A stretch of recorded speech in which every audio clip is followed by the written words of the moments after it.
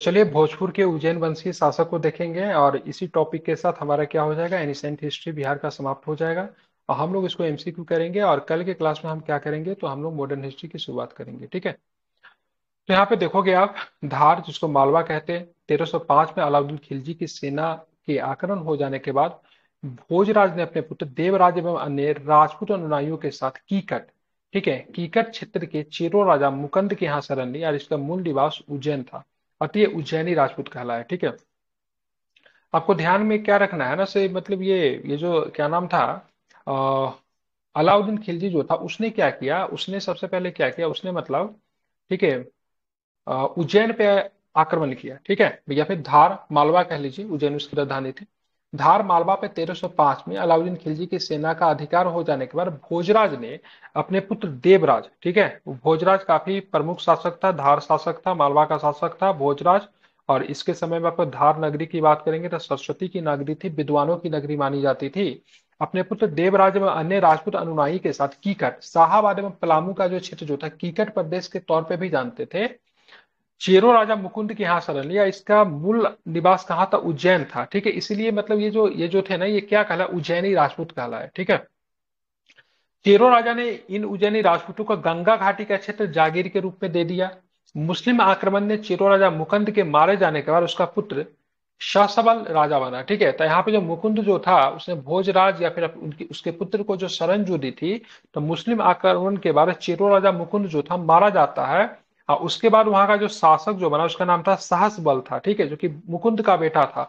ये सहसबल जो था ना, अपने पिता के द्वारा दिए गए अपने पिता के द्वारा मतलब मुकुंद के द्वारा दिए गए क्षेत्र जो भोजराज को मिला था, गंगा घाटी का जो क्षेत्र मतलब उससे काफी नाराज था। तो इसीलिए मतलब सहसबल ने क्या किया, भोजराज को मतलब मार डाला। ठीक है, और जब भोजराज को मार डाला तो अपने पिता का बदला लेने के लिए भोजराज के पुत्र देवराज ने मतलब क्या किया, तो सहसबल की हत्या कर दी। ठीक है, 1324 में।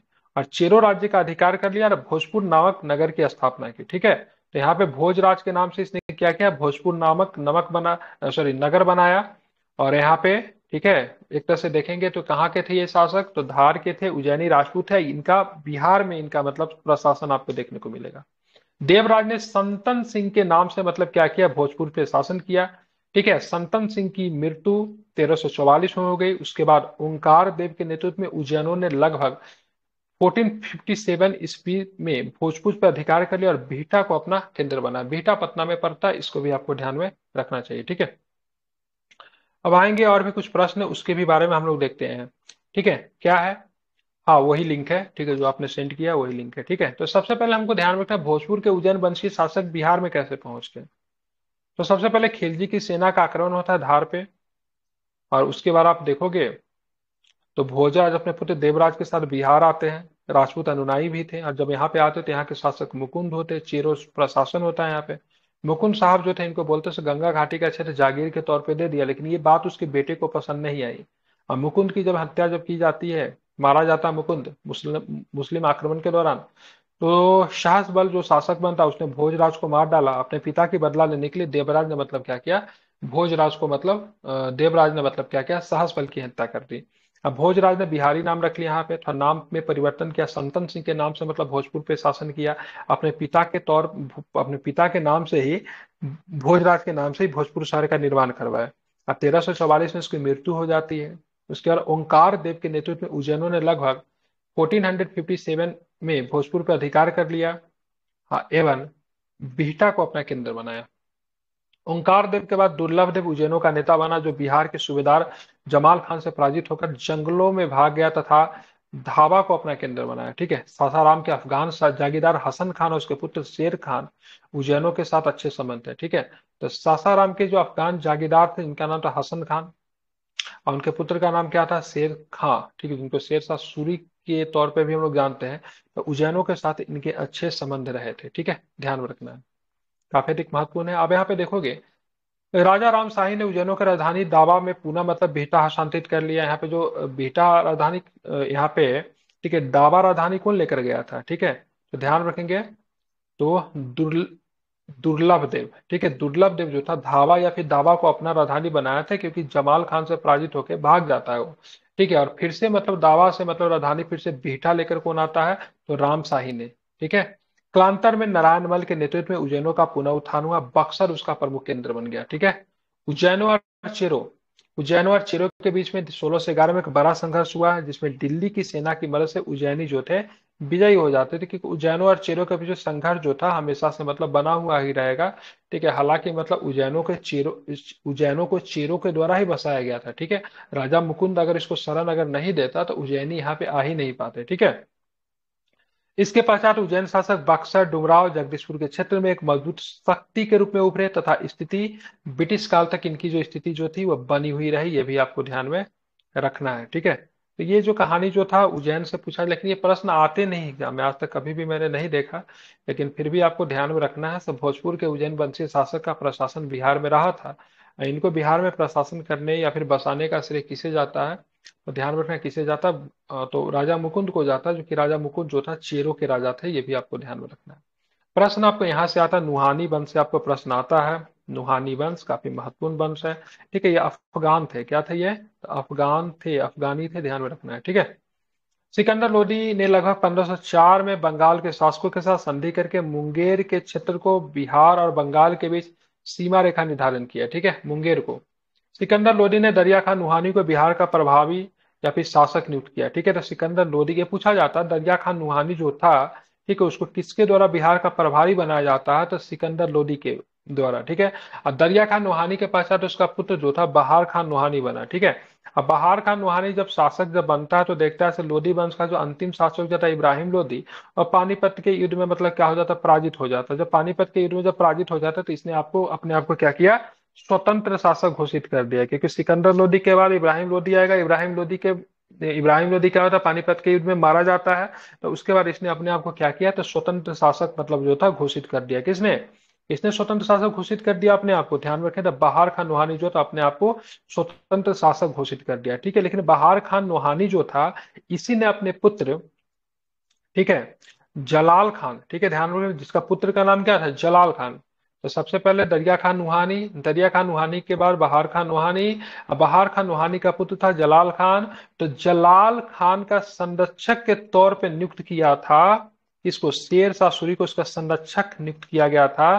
ठीक है। बॉडीगार्ड नियुक्त किया गया था। ठीक है। और बहार खान नोहानी के समय ही शेर शाह सूरी का मतलब क्या होता, उदय होता है। ठीक है। ध्यान रखिएगा, शेर शाह सूरी काफी बहादुर थे, इन्होंने एक शेर की हत्या कर दी थी। तो ध्यान रखें, बहार खान नोहानी के द्वारा ही इनको शेर शाह का टाइटल भी दिया जाता है, ये भी आपको ध्यान में रखना है। ठीक है। और इनके बहादुरी से प्रसन्न होकर, ठीक है, इन्होंने क्या किया था, तो इन्होंने जलाल खान का इनका बॉडीगार्ड नियुक्त किया था। ठीक है। दूसरी बात, इसको आपको ध्यान में रखना है। तो इसमें बहुत ज्यादा डिटेल से नहीं दिया हुआ है, क्योंकि ये मॉडर्न हिस्ट्री का हिस्सा नहीं है। ठीक है। ये किसका हिस्सा है, मेडिवल में आपको ये थोड़ा बहुत इसको पढ़ने को मिलेगा। ठीक है। ये सॉरी मॉडर्न बोल रहा हूँ। ठीक है। प्राचीन में नहीं है, मेडिवल में आपके इसके बारे में आपको पढ़ने को मिलता है, तो हम लोग मेडिवल में इसके संदर्भ में पढ़ लेंगे। ठीक है। ध्यान रखिए, मेडिवल का हिस्सा है, ये टॉपिक की बात करें, प्राचीन का नहीं है, मेडिवल का है, इसलिए मेडिवल में इसके संदर्भ में मध्यकालीन बिहार में डिटेल्स में दिया होगा। अभी हम लोग प्राचीन भारत का अभी तक जितने प्रश्न पर है, इसमें सभी को बोलना है, देखना है आपने कितना पढ़ा, कितना सीखा, इसके बारे में हम लोग देखेंगे। रिप्लाई कीजिएगा सभी लोग। ठीक है। चलिए, जो परीक्षा उपयोगी प्रश्न है, एग्जाम पॉइंट ऑफ व्यू के एग्जाम के मद्देनजर अच्छे प्रश्न इसमें दिए गए, उसको हम लोग देखते हैं। इनमें से किस ग्रंथ में मगध क्षेत्र में रहने वाले लोगों के लिए वार्ते शब्द का प्रयोग किया गया है, तो किसमें वार्ते शब्द कहते हैं। ठीक है। मगध के लोगों को वार्ते शब्द का प्रयोग किया गया उनके लिए, किसमें, तो क्या होगा, ऋग्वेद में। ठीक है। बिहार क्षेत्र की पहली चर्चा किस ग्रंथ में मिलती है, तो क्या बताएंगे, तो शतपथ ब्राह्मण। शतपथ ब्राह्मण में। ठीक है। ध्यान रखें, शतपथ ब्राह्मण में बिहार क्षेत्र की चर्चा सर्वप्रथम मिलती है। बिहार में नवपाषाण कालीन संस्कृति के महत्वपूर्ण स्थल कौन है, नियोलिथिक की बात हो रही है। ठीक है। तो क्या हो जाएगा, चिरान। चिरांद। ठीक है। चिरांद आपको कहाँ पे पड़ता है, चिरांद आपको सारण में पड़ता है। ठीक सारण। है। बिहार में चिरांद नामक पूरा स्थल प्राचीनतम संस्कृति है, तो किस समय का है, तो ध्यान रखेंगे नियोलिथिक है ना, नवपाषाणिक काल का है, पता होना चाहिए।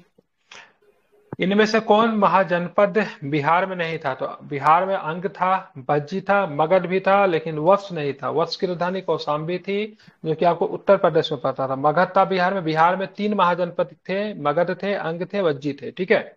विदेह राज्य का उल्लेख सबसे पहले किस ग्रंथ में किया गया, तो ध्यान में रखेंगे, तो विदेह के बारे में जानकारी है यजुर्वेद में। ठीक है।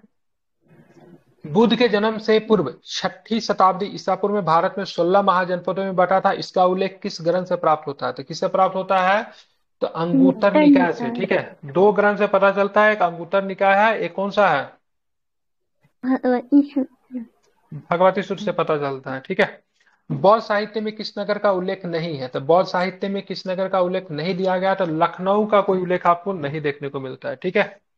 बिंबिसार, अजातशत्रु, उदयन आदि राजाओं का संबंध किस वंश से था? तो किस वंश से थे? तो सबके हरिया। सब किस वंश से थे? ठीक है, तो हर एक वंश से थे। ठीक है, बिंबिसार का पुत्र अजातशत्रु, अजातशत्रु का पुत्र की बात करेंगे तो कौन थे? तो उदयन की बात करेंगे तो अजातशत्रु के पुत्र थे। ये भी आपको ध्यान में रखना चाहिए। प्रसिद्ध चिकित्सक चरक किसके समकालीन थे? तो चरक की बात करेंगे तो किसके दरबार में चरक रहते थे? तो क्या बिंबिसार। बताएंगे? ठीक है, तो ध्यान बिंबिसार। रखेंगे। चरक जो थे बिंबिसार के दरबार में थे। ठीक है, या बिंबिसार। फिर जब गौतम बुद्ध जब क्या होते हैं बीमार पड़ जाते थे, चरक को उनके चिकित्सा के लिए भेजा गया था। या फिर अवंती के शासक चंद्र प्रद्योत जो बीमार पड़ते हैं तो पांडु रोग से, पांडु पीलिया रोग को कहते थे, ठीक है, जोंडिस को कहा जाता था, तो फिर चरक को इलाज के लिए भेजा जाता है। मगध की प्रारंभिक राजधानी कहाँ थी? शुरुआती दौर में मगध की राजधानी कहाँ हुआ करती थी? तो राजगीर। राजगीर। ठीक है। राज। इसमें से किसके शासनकाल में भारत में सिकंदर का आक्रमण हुआ? जिस समय सिकंदर का आक्रमण होता है उस समय बिहार में शासन किसका था? तो महापद्मनंद। घनानंद नहीं, घनानंद। ठीक है, घनानंद का। इसका घनानंद, महापद्मनंद कहाँ से हो जाएगा? ठीक है। विशाखादत्त की मुद्रा राक्षस में मौर्य के लिए किस शब्द का प्रयोग किया गया है? तो क्या बताएंगे? तो बिसल। बिसल। बिसल का मतलब क्या होता है? निम्न कुल का। ठीक है, मौर्य निम्न कुल का बताया गया है। ठीक है, नीचे के कुल को बताया कि चंद्रगुप्त मौर्य के बारे में बताया गया है, सिर्फ बिसल है, मतलब निम्न कुल का है। ठीक है, मुद्रा राक्षस में इनमें से किस राजा ने श्रवण बेलगोला में स्थित चंद्रगिरी पहाड़ी में अपना शरीर को त्याग दिया? तो राजा कौन था? चंद्रगुप्त बिल्कुल मौर्य। ठीक है, तो चंद्रगुप्त मौर्य। ठीक है, आप इसे ध्यान में रखेंगे। ठीक है। मौर्य सम्राट बिंदुसार किस संप्रदाय का अनुयायी था? तो क्या बताएंगे?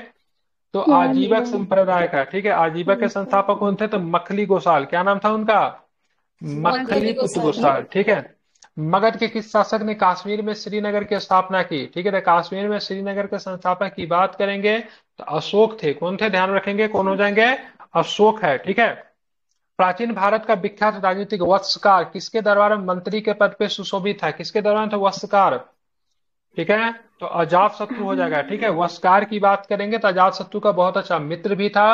और जब वैशाली को जब जीतना होता है तो उसमें कूटनीतिज्ञ की भूमिका किसने निभाई थी? वस्कार ने निभाई थी। ठीक है, वैशाली पे आक्रमण करे या न करे इसके लिए, ठीक है, वस्कार को, ठीक है, अजात शत्रु ने गौतम बुद्ध से, ठीक है, क्या बोलते हैं, सलाह लेने के लिए भेजा था। ठीक है, तो ये भी पूछा जाता है सर, अजातशत्रु ने किसे गौतम बुद्ध के पास सलाह लेने की भेजा था, सर वैशाली पे आक्रमण किया जाए कि नहीं किया जाए? तो वस्कार का। ठीक है, वैशाली को जीतने में वस्कार ने बहुत बड़ी भूमिका निभाई थी। ठीक है, ये अजातशत्रु का बहुत अच्छा मित्र भी था। अशोक के साम्राज्य की स्थित दक्षिणी सीमा पे कौन सा राज्य नहीं था? ठीक है, तो कौन सा राज्य नहीं था? तो ध्यान में रखेंगे तो तीनों राज्य थे, चोल, चेर, पांडे। तीनों राज्यों के बारे में अशोक अपने अभिलेख में भी चर्चा करता है। अशोक ने किस बौद्ध भिक्षु से बौद्ध धर्म की शिक्षा ग्रहण की थी? तो किसने बौद्ध धर्म में प्रशिक्षित किया था अशोक को? तो क्या बताएंगे? उपगुप्त ने। ठीक है। महावीर का जन्म किस स्थान पे हुआ था? ठीक है, कुंडग्राम में हुआ था या फिर पावापुरी में हुआ था? क्या बताएंगे? मुंबई। कुंडग्राम। मुंबई कुंडग्राम में में इनका हुआ। जन्म हुआ था और पावापुरी महावीर का जन्म लुम्बिनी में हुआ था। नहीं नहीं हाँ, नहीं। बहुत। नींद आ रही है क्या? किसको मुझे किसको नहीं नींद आ पता। रही है? सवारी माइक खोलिए तो नीचे देखे सो गया क्या सब? पिंकी कुमारी, नेहा नहीं रानी, सर, शांतना झा, नहीं है। ये सब सो रहे हैं क्या? आप लोग माइक खोलिए तो आप लोग। सर जगह है, पढ़ रहे हैं। ठीक है, ठीक है, तो महावीर का जन्म की बात करें कुंडग्राम में और मृत्यु की बात करें पावापुरी में। ठीक है, लुम्बिनी में गौतम बुद्ध का जन्म हुआ था और ध्यान में रखें उनकी मृत्यु कुशीनगर में हुई थी। ठीक है, ध्यान में रखना। जैन धर्म और बौद्ध धर्म में क्या समानता है? तो समानता की बात करेंगे तो भाई समानता तो बहुत कुछ है, लेकिन यहाँ अकॉर्डिंग टू ऑप्शन अगर जाएंगे तो पशु बलि का विरोध दोनों ने किया है, जाति प्रथा की मान्यता नहीं थी, आत्मा के पुनर्जन्म में विश्वास दोनों में मतलब एक में था एक में नहीं था। ठीक है, वेदों को दैवी रचना में स्वीकार कर, वेदों को दैवी रचना के रूप में दोनों ने अस्वीकार किया था। आत्मा के पुनर्जन्म में विश्वास की बात करेंगे तो बौद्धिज्म में नहीं था। जैनिज्म की बात करेंगे वो आत्मा में विश्वास करता है, आई थिंक उल्टा तो नहीं बोल रहा हूँ, एक बार चेक कर लीजिएगा। लेकिन एक में है और एक में नहीं है, ठीक है। हालांकि पशु बलि का विरोध दोनों की दोनों करते हैं, ठीक है। हालांकि बात सर अहिंसा विश्वास की नहीं, बात। अविश्वास बोल रहा है। अच्छा, यहाँ पे अविश्वास दिया हुआ है, ठीक है, बिल्कुल ठीक है। लेकिन अगर विश्वास की बात करेंगे ना, तो जैनिज्म में विश्वास है, बौद्धिज्म में नहीं है। मतलब एक पुनर्जन्म में विश्वास करता है और एक नहीं करता, यहाँ पे अविश्वास दिया हुआ है। तृतीय बौद्ध संगीत का आयोजन किसके शासनकाल में हुआ? तो तीसरा किसके समय? तो अच्छा अशोक वो के शासनकाल में होता है तीसरा। और कहाँ पे होता है? पाटलिपुत्र में होता है, ठीक, कहाँ पे होता है? पाटलिपुत्र। पाटलिपुत्र में होता है, ठीक है। चौथा की बात करेंगे, कनिष्क के शासनकाल में होता है, कुंडलवन कश्मीर में होता है। पहला की बात करेंगे तो अजातशत्रु के शासनकाल में होता है, ठीक है, ध्यान में रखेंगे, राजगिरी में होता है। और दूसरा की बात करेंगे तो काला अशोक के शासनकाल में होता है, वैशाली में होता है, ठीक है। चलिए बताना, प्रथम बौद्ध संकेती कहाँ पे हुआ? अभी जस्ट मैंने नाम लिया, अजातशत्रु के शासनकाल में, राजगीर में। दूसरा बौद्ध संकेती की बात करेंगे तो काला अशोक के शासनकाल में, वैशाली में होता है। तीसरा अशोक के शासनकाल में, और चौथा की बात करेंगे तो कनिष्क के शासनकाल में, ठीक है। मगध साम्राज्य के उत्कर्ष का प्रारंभ किसके अधीन हुआ? मतलब मगध साम्राज्य उत्कर्ष मतलब ऊपर की ओर बढ़ना किसके शासनकाल में शुरू किया? तो क्या बताएंगे? तो बिंबिसार के शासनकाल में, ठीक है। मेगास्थनीज का पाटलिपुत्र में आगमन कब हुआ था? मेगास्थनीज पाटलिपुत्र में, ध्यान में रखेंगे। तो इसका आंसर कहीं के पे 314 दिया रहेगा और कहीं के पे 315 दिया रहेगा, ठीक है। लेकिन अगर 314 अगर दिया रहेगा ना, तो यही कीजिएगा, ठीक है। 314 और 315 दोनों दिया रहता है, ठीक है। चंद्रगुप्त मौर्य के दरबार में आने वाले दूत मेगास्थनीज को किस शासक ने भेजा था? मेगास्थनीज को किसने भेजा था? तो सेल्यूकस निकेटर ने भेजा था, ठीक है। सेल्यूकस निकेटर किसका उत्तराधिकारी था? तो सिकंदर का उत्तराधिकारी सेल्यूकस निकेटर था, ठीक है। अर्थशास्त्र के लेखक की बात करेंगे तो ध्यान में कौटिल्य होंगे, या फिर विष्णुगुप्त होंगे, या फिर चाणक्य होंगे, क्या होंगे? या फिर सारे ही सही है? तो कौटिल्य भी है, विष्णुगुप्त भी है, चाणक्य भी है, ठीक है, सब उन्हीं का नाम है, ठीक है। अशोक अपने पड़ोसियों के साथ मैत्रीपूर्ण संबंधों का उल्लेख किस अभिलेख में करता है? तो 13वां अभिलेख ध्यान में रखेंगे अशोक का जो है, जहां पे बात होती है भाई साहब, जो जो हमारे पड़ोसी जो है उनके साथ अच्छे संबंध बनाए रखने की बात है, ठीक है। 13वां अभिलेख में, 13वां अभिलेख में पड़ोसी राज्यों के बारे में चर्चा भी दिया हुआ है, ठीक है। मौर्यकालीन पाटलिपुत्र नगर प्रशासन के संबंध में जानकारी का प्रमुख साधन क्या है? किस पुस्तक से जानकारी मिलती है? तो ध्यान रखें, पुस्तक का नाम क्या है? इंडिका, ठीक है। अब आते हैं मौर्य वंश के संस्थापक की बात करेंगे तो क्या हो जाएंगे? मौर्य वंश के संस्थापक चंद्रगुप्त मौर्य हो जाएंगे, ठीक है। नंद वंश के संस्थापक महापदम नंद है। नंद वंश का अंतिम शासक घानानंद है। अब मौर्य वंश का अंतिम शासक की बात करें, बृहद्रथ है, जिसकी हत्या कौन कर देते हैं? तो पुष्यमित्र शुंग ने बृहद्रथ की क्या की? तो पुष्यमित्र शुंग ने बृहद्रथ की क्या की? तो हत्या कर दी, ठीक है। इसको आपको ध्यान में रखना चाहिए, महत्वपूर्ण है, भूलेंगे नहीं, ठीक है। चलिए, तो इसको मिला लीजिएगा सभी लोग अपने स्तर से। आप चलते हैं, हम लोग आगे चलेंगे तो देखेंगे क्या प्रश्न है, ठीक है। इसको आप लोग क्या करना है, मिला लेना। मौर्य का अंतिम शासक बृहद्रथ, नंद वंश का शासक अंतिम शासक घनानंद, ठीक है। मौर्य वंश का संस्थापक चंद्रगुप्त मौर्य, और नंद वंश का संस्थापक महापदम नंद, जिसने कौन सी उपाधि धारण की थी? तो क्षत्रिय छत्रांतक, ठीक है। मतलब इसने, इसको क्या द्वितीय परशुराम भी कहा जाता है, जो कि मतलब क्षत्रियों को नाश करने की इसने सोची थी, ठीक है। अब आते हैं आगे चलेंगे, देखेंगे कौन सा प्रश्न है। हाँ, धर्मपाल ने विद्या को प्रश्रय देने के क्रम में किस विश्वविद्यालय की स्थापना की थी? धर्मपाल ने विक्रमशिला विश्वविद्यालय की स्थापना की थी। कौन सी विश्वविद्यालय धर्मपाल ने? तो विक्रमशिला विश्वविद्यालय की स्थापना धर्मपाल। नालंदा विश्वविद्यालय की स्थापना कुमार गुप्त ने की थी, ठीक है। और उदंतपुरी विश्वविद्यालय की स्थापना किसने की थी? उदंतपुरी गोपाल ने की थी, ठीक है। बिहार निम्नलिखित में किस महापुरुष का जन्म असली नहीं है? तो बिहार में ध्यान रखें, जन्म किनका? तो गौतम बुद्ध का जन्म बिहार में नहीं हुआ है, ठीक है। बिहार गौतम बुद्ध का कर्म भूमि है। कौन सा भूमि है? कर्म भूमि, जन्म भूमि नहीं है, ठीक है। देखिए, दो तरह का भूमि होता है, क्रम भूमि होता है, जन्म भूमि होता है, ठीक है। गुरु गोविंद सिंह का जन्म बिहार में हुआ है। महात्मा महावीर स्वामी का जन्म भी बिहार में हुआ, आर्यभट्ट का भी जन्म बिहार में हुआ, ठीक है। बिहार का नाम निकली किसने उद्घृत किया गया? तो बौद्ध बिहारियों की बहुलता के कारण बिहार का नाम बिहार पड़ा, ठीक है। गौतम बुद्ध को कहाँ कौंडिन्य और 5 ब्राह्मण मिले? ठीक है, तो कौंडिन्य और 5 ब्राह्मण कहाँ पे मिले गौतम बुद्ध को? तो क्या बताएंगे? उरुबेला में, ठीक है, ध्यान में रखेंगे, ठीक है, उरुबेला में इनको मिले थे। राजगिरी में आयोजित प्रथम बौद्ध संगीति के बारे में कौन सा कार्य हुआ? तो राजगिरी में जब प्रथम बौद्ध संगीति होता है तो कौन सा कार्य होता था? बुद्ध की शिक्षाओं का संकलन सूत पिटक और विनय पिटक, ठीक है, सूत पिटक और विनय पिटक में यहीं पे किया गया, ठीक है। हालांकि अधिगम पिटक की रचना बाद में होती है। आप बोलोगे सर सूत पिटक क्या है? तो सूत पिटक में गौतम बुद्ध के उपदेश है, ठीक है। विनय पिटक में क्या है? तो जो संघ में जो लोग शामिल होते थे, मतलब उनके नियम दिए हुआ। अधिगम पिटक में क्या है? तो अधिगम पिटक में क्या है? तो दर्शन है, ठीक है। मगध के किस शासक ने वैशाली को अपनी राजधानी बनाया? तो मगध के किस शासक ने वैशाली को अपना राजधानी बनाया? शिशुनाग, जो कि खुद ही शिशुनाग वंश का वो फाउंडर भी था। हालांकि इसका पुत्र जो था बाद में राजधानी को फिर उठा के उसी जगह पे कर देता है, ठीक है। हाँ बिल्कुल ठीक है। जैन धर्म के ब्राह्मण तीर्थकर बसुपुत्र जी की जन्मस्थली कहाँ है? ठीक है, तो देखिए जैन धर्म के दो तीर्थकर, एक ब्राह्मा और एक चौबीसवा, ठीक है, 12 टू 24, ठीक है। दोनों की जन्मस्थली बिहार में है, ठीक है। ब्राह्मा तीर्थकर का नाम बसुपूज्य है और चौबीसवा तीर्थकर का नाम क्या? महावीर स्वामी है, ठीक है। दोनों का जन्म कहाँ पे हुआ? तो दोनों का जन्म बिहार में हुआ। एक प्रश्न और भी पूछा जाता है, तो जैन तीर्थकर में कौन सी एक तीर्थकर जो थी महिला थी, उनका नाम मल्लीनाथ था। हालांकि इन पे विवाद है, ठीक है। जैनिज्म में है ना दो, दो है ना, एक है आपका क्या बोलते हैं उसको यार, श्वेतंबर, एक दिगंबर जो है, ठीक है। दिगंबर। हाँ श्वेतंबर वाला कहता है सब मल्लीनाथ क्या था? महिला थी, ठीक है। और दिगंबर वाला बोलता नहीं, महिला वाला नहीं थी, पुरुष ही थी, ठीक है। तो मल्लीनाथ को महिला भी माना गया है। और जैन धर्म के दो तीर्थकर का जन्म बिहार में हुआ है। 12 नंबर के तीर्थकर बसु पूज्य, 24 नंबर के तीर्थकर महावीर स्वामी, जो कि अंतिम तीर्थकर थे, ठीक है। अब आते हैं, तो इनका जन्म कहाँ पे हुआ? बिहार में कहाँ पे हुआ सो पूछ रहा है, ठीक है। तो कहाँ पे इनका जन्म हुआ? तो इनका पटना में हुआ, ठीक है। बौद्ध धर्म के संस्थापक गौतम बुद्ध गृह त्याग के उपरांत सर्वप्रथम कहाँ गए? जब गृह त्याग जब करते, घर को छोड़ते हैं, तो सबसे पहले वो कहाँ गए? तो वैशाली के समीप अलार कलाम के आश्रम में गए थे, ठीक है। वहां पे इन्होंने जाके उनसे कुछ शिक्षा ली। इसलिए अलार कलाम की बात करेंगे तो इनके पहले गुरु हो गए, ठीक है। क्या चीज की शिक्षा ली थी?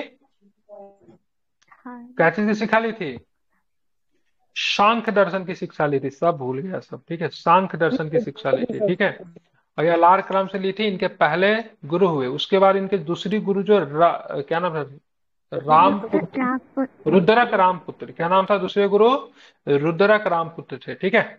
किस शासक ने शिलाकंटक और रथ मुसल जैसे नवीन शस्त्रों की खोज की थी? तो ध्यान रखेंगे, क्या नाम है? अजातशत्रु, ठीक है। बाहुबली फिल्म किसने देखा है? अंतिम वाला बाहुबली फिल्म, सेकंड वाला। तो उसमें देखिएगा ना, ये रथ मुसल और शिला कंटक को ही दिखाया गया उसमें, ठीक है। पत्थर को जो चला चला के फेंकता नहीं उस फिल्म में, नहीं देखे, किला के उस पार फेंकते रहता है, वो शिला कंटक था, ठीक है। कर्नाट वंश का राज्य स्थापित हुआ। कर्नाट वंश का राज्य स्थापित कहाँ हुआ? कल ही पढ़ा है, बताइए। जिसका फाउंडर नान्यदेव हुआ करता था, मिथिला में, ठीक है। प्रसिद्ध बौद्ध भिक्षु सारिपुत्र का जन्म कहाँ पे हुआ था? सारिपुत्र, ध्यान में रखेंगे। सारिपुत्र की जन्म की बात करेंगे तो जन्म हुआ था नालंदा में, इनका जन्म हुआ था सारिपुत्र, ठीक है। मगध साम्राज्य की कलिंग का विलय सर्वप्रथम किसने किया था? कलिंग पे आक्रमण किसने किया था? वो बिल्कुल ठीक है। तो कलिंग पे आक्रमण भले ही यहाँ पे, ठीक है, हालांकि पूरी तरह से कलिंग को अशोक के समय मिला लिया गया था। इस सबसे पहले महापद्म नंद ने, ठीक है, ध्यान रखें। 43 का ऑप्शन डी होगा। बिहार के किस क्षेत्र में अंग महाजनपद स्थित है? तो अंग महाजनपद आपको भागलपुर और मुंगेर में आपको अंग महाजनपद मिलेगा, ठीक है। किस संहिता में पाटलिपुत्र पर यवनों मतलब यूनानियों के आक्रमण का उल्लेख देखने को मिलता है? किसमें? तो गार्गी संहिता में। गार्गी संहिता, हाँ गार्गी संहिता में इनके बारे में जानकारी आपको मिलती है, ठीक है। अब आते हैं, देखेंगे आगे के प्रश्न। गुप्त काल के किस सम्राट के प्रयासों से नालंदा विश्वविद्यालय स्थापना हुआ? तो किसने नालंदा विश्वविद्यालय की स्थापना की थी? कुमारगुप्त प्रथम ने, ठीक है। नालंदा के स्थित बड़ा गांव नालंदा महाविहार का पता किसने लगाया? तो नालंदा महाविहार का पता लगवाया, क्या नाम था इनका? कनिंगम महोदय ने लगाया था, ठीक है। कनिंगम महोदय ने बहुत सारा काम किया था। बोध गया के भी खोज डाली इसने, ठीक है। बौद्धिज्म से संबंधित जितनी चीजें थी ना, सब इसी ने पता, नालंदा महाविहार का भी पता लगाया था, ठीक है। गौतम बुद्ध का जन्म बोध गया, सॉरी, गौतम बुद्ध ने उपदेश बोध गया में दिया था। इस सबका पता कनिंगम नहीं लगाया था। विदेह राजा जनक ने निष्क या सुवर्ण या सतनाम उपहार में दिए, यह कहाँ वर्णित है? ठीक है, तो वर्णित की बात करें कहाँ पे वर्णित है, तो ध्यान में रखिएगा, ये बृहदारण्यक उपनिषद में है, ठीक है। विदेह राजा जनक, ठीक है, सीता माता के पिताजी। अपसट गया में एक मंदिर का भग्नावशेष प्राप्त हो। भग्नावशेष मतलब उसका अवशेष, ठीक है। इसके दीवारों पे कथा अंकित है। किसका कथा अंकित है? तो क्या बताएंगे? तो रामायण की कथा अंकित है, ठीक है। अपसगढ़ की बात करें, गया से मिला है, ठीक है। हरक वंश के उपरांत मगध पे किस वंश सत्ता में आया था? हरक वंश के बाद कौन सा वंश आएगा बताइए? तो कौन आएगा? तो ध्यान रखें, बिल्कुल हरक वंश के बाद कौन सा आएगा? तो ध्यान रखेंगे नागवंश या फिर शिशुनाग वंश। ठीक है। महाभारत तथा पुराणों का सर मगध का सर्वप्रथम राजवंश कौन था? तो कौन सा राजवंश था? ध्यान, मगध पे बृहद्रथ। ठीक है, बृहद्रथ राजवंश था मगध पे। समझ, इसका शासक कौन था? जरासंध। ठीक है। और जरासंध की बात करेंगे, लड़ाई किसके साथ होती है? जरासंध की गदा युद्ध किसके साथ? भीम के साथ ही लड़ता है। ठीक है। भीम जो था जरासंध को गदा युद्ध में क्या करता है? पराजित कर देता है। ठीक है। तो भीम के साथ जरासंध का लड़ाई होता है, जो कि मगध का शासक था, अब बृहद्रथ वंश का था। हालांकि मगध का फाउंडर, मगध पे सबसे पहले जो शासक बृहद्रथ वंश का फाउंडर बृहद्रथ था, उसका पुत्र था जरासंध। उसके बाद मतलब शासक कौन बना दिया गया जरासंध को पराजित करने का? वहां का शासक नकुल को बना दिया जाता है। ठीक, किसको? नकुल को, जो कि मतलब नकुल या सहदेव, नकुल तीसरे नंबर के नकुल, नकुल या सहदेव, सर नकुल को बनाया जाता है, जो कि मतलब पांडव में से एक, पांचों पांडव में से एक थे। मगध जनपद का संस्थापक कौन था? ना मगध जनपद के संस्थापक की बात करें, बताइए कौन हो जाएगा?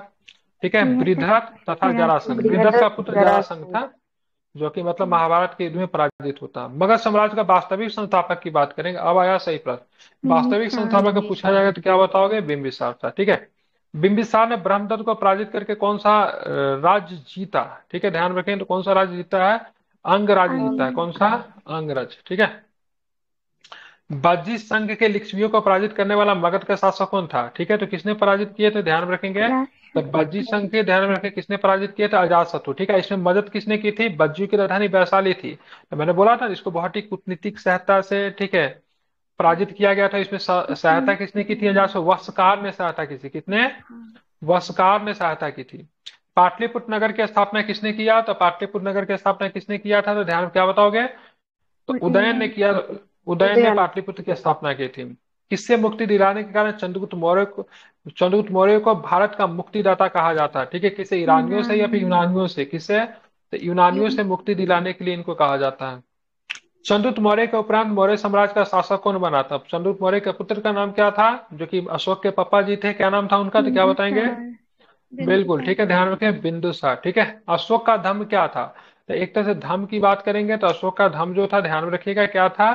तो नैतिक आचार संहिता था। ठीक है।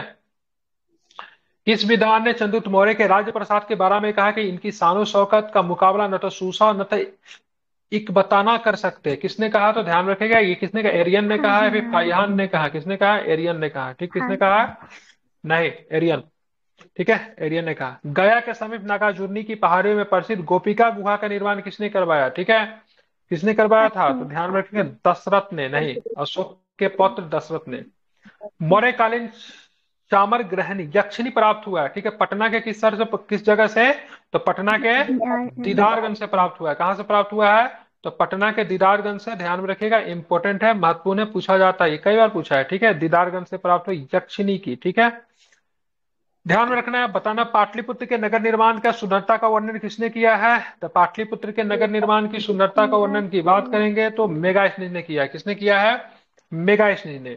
किसके शासनकाल में मिस्र के राजा फिलाडेल्फस टॉलमी द्वितीय ने डायनोसियस नामक राजदूत को पाटलिपुत्र भेजा था? ठीक है, तो एक डायनोसियस था कि डायमेकस था? बताइए, तो कौन किसके दरबार में आया था? कंफ्यूजन नहीं करना है। ठीक है, अगर डायनोसियस अगर पूछेगा तो बिंदुसार अशोक दोनों लेता है। ठीक है, अगर डायमेकस अगर पूछेगा ना, डायमेकस अगर पूछेगा तो इसका आंसर बिंदुसार होता है। ठीक है, अगर डायनोसियस अगर पूछेगा तो इसका आंसर ज्यादातर चांस में, ठीक है, अशोक होना चाहिए। ठीक है, हालांकि जिस समय ये आता है डायनोसियस ना, उस समय बिंदुसार का भी शासन था। ठीक है, लेकिन मुख्य रूप से ये अशोक के शासन काल में था। ठीक है, ध्यान में रखना है। ठीक है, समझ गए? लेकिन डायमेकस अगर पूछा जाएगा तो बिंदुसार। ठीक है, यहाँ पे ऑप्शन जो है, क्या ऑप्शन में क्या है, चेक करके बताना जरा, क्या लिया, अशोक है या फिर बिंदुसार? बिंदुसार है सर। हाँ ठीक है, मेरे हिसाब से अशोक होना चाहिए, एक बार देख लीजिएगा। ठीक है, किस विद्वान के अनुसार चंद्रगुप्त मौर्य ने पालीब्रोथस, जिसको पाटलिपुत्र को उपनाम धारण किया था? किसने बोला था भाई साहब इसे पालीब्रोथस से पाटलिपुत्रक? ठीक है, ये बात किसने कही थी? तो ध्यान में रखना है, किसने कहा था? एस्टेर्बो ने कहा था। मौर्य काल में पाटलिपुत्र का प्रशासन 30 नागरिकों की सभा संचालित करती थी, जो 5 सदस्यों की थी, 6 समितियों में संगठित थी। टोटल 6 समिति थी, या 6 समिति में 5 लोग होते थे। ये कथन किसका है? तो ये कथन की बात करेंगे तो ध्यान में रखना है मेगास्नीज का था, ठीक है। किस शुंग शासक ने पाटलिपुत्र में स्थित कुक्कुटराम विहार को 3 बार नष्ट करवाने का प्रयत्न किया? किसने किया? तो ध्यान में किसने किया था, तो ध्यान रखेंगे तो पुष्यमित्र शुंग ने, ठीक है, कुक्कुटराम विहार जो कि पाटलिपुत्र में था उसको 3 बार नष्ट करवाने का प्रयत्न किया था, क्योंकि कहता है ये बौद्ध धर्म से नफरत करता था। कर्ण वंश के संस्थापक की बात करेंगे तो कर्ण वंश के संस्थापक वासुदेव थे, ठीक है। कनिष्क ने पाटलिपुत्र के किस बौद्ध विद्वान को अपने दरबार में प्रश्रय दिया? क्या नाम था उनका?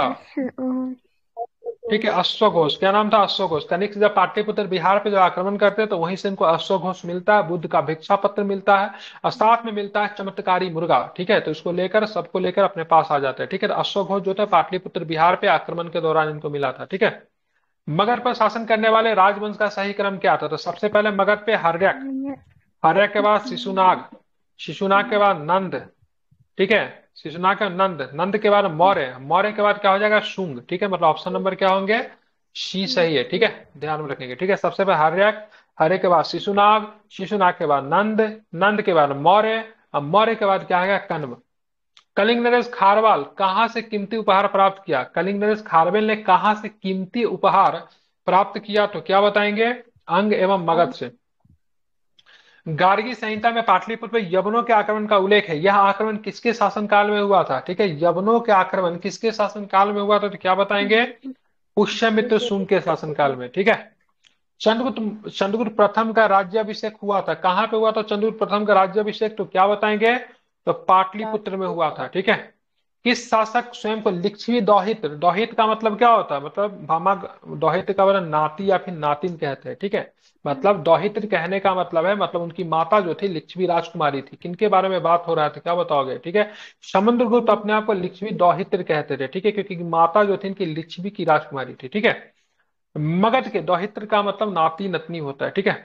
मगध के किस शासक को कली का अंश, परशुराम का अवतार, क्षत्रियों का नाशक, शब्र छत्रांतक, एक छत्र या फिर एकाराट कहा गया, जो कि क्षत्रियों से नफरत करता था, वो शासक था महापदम नंद। क्या नाम था उनका?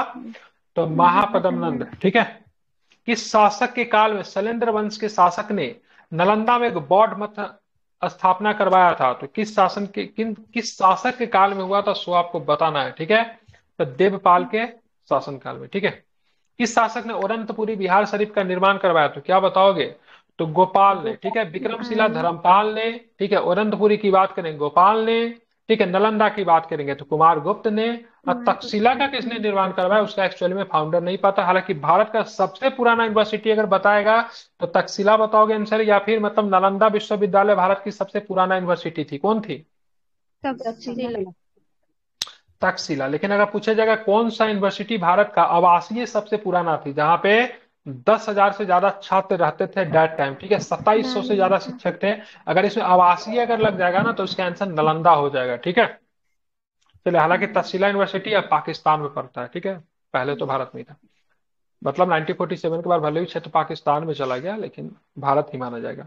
मगध के शासक अजातशत्रु ने किसके आक्रमणों के प्रतिरोध में गंगा और सोन के संगम पर अवस्थित पाटलिपुत्र को सुरक्षित तथा किलों को सुसज्जित किया, जो आगे चल के पाटलिपुत्र नगर बना? किसके डर से? ठीक है, तो ध्यान रखें किसके डर से? तो वैशाली के बजियों के डर से, ठीक है। तो इसने तो वैशाली पे तो आक्रमण वगैरह करके जीत उत लिया था, लेकिन बाद में खुद ही डर गया, तो इसने पाटलिपुत्र नगर के आसपास ना खाई वगैरह तैयार करवा दी ताकि वैशाली वाले जो थे वो आक्रमण न करे, ठीक है।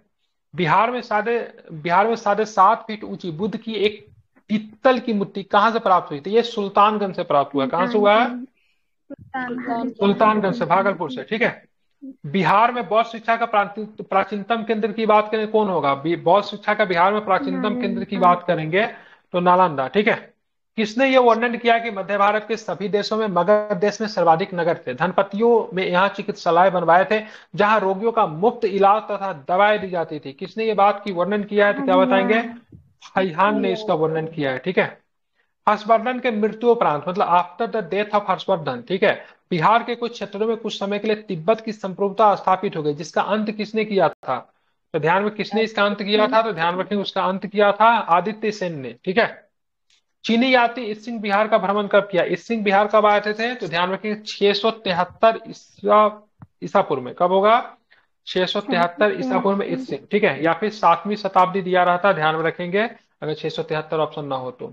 हर्षवर्धन के समय में बिहार राज्य में कौन सा विश्वविद्यालय प्रसिद्ध था, ठीक है, in the region of Harshavardhan, तो क्या बताएंगे, क्या होगा इसका आंसर, नालंदा, ठीक है। बोध गया में महाबोधि वृक्ष को क्षति पहुंचाने वाला शासक कौन था, शस्कान, ठीक है, ध्यान रखिएगा, ये बंगाल का शासक था, इसने मतलब क्या किए थे, महाबोधि वृक्ष को कटवा दिए थे, ठीक है। प्रथम बौद्ध संगीति के अध्यक्ष की बात करेंगे तो क्या हो जाएंगे, महाकश्यप होंगे, फिर वसुमित्र होंगे, तो क्या बताएंगे, क्या होगा इसका आंसर, ठीक है, महाकश्यप होगा, ठीक है। अब आते आगे के प्रश्न देखेंगे, तो कौन सा प्रश्न है, बोध गया में किसे ज्ञान की प्राप्ति हुई थी, तो गौतम बुद्ध को हुई थी। इस अभिलेख में कलिंग विजय का वर्णन है, तो ध्यान रखें 13वें अभिलेख में, ठीक है। बोध गया में बोधि वृक्ष अपने किस वंश का है, तीसरा है या फिर चतुर्थ है, तो ध्यान में रखेंगे, तो ये आपका कौन सा पीढ़ी का है, तो ध्यान में रखेंगे कौन सा पीढ़ी का है, तो पंचम पीढ़ी का है, ठीक है। महाबोधि मंदिर का निर्माण बोध गया में वहां किया गया जहां पे क्या था, तो महाबोधि मंदिर का निर्माण बोध गया में वहां पे किया जाए, गौतम बुद्ध को ज्ञान की प्राप्ति हुई थी, क्या चीज की प्राप्ति हुई थी, ज्ञान की प्राप्ति हुई थी, ठीक है। इसी के साथ बात करेंगे तो आपका ये मॉडर्न सॉरी प्राचीन बिहार जो था समाप्त होता है। कल हम लोग मेडिवल साथ पढ़ लिया था क्या, हमने साथ मेडिवल पहले हो चुका है ना।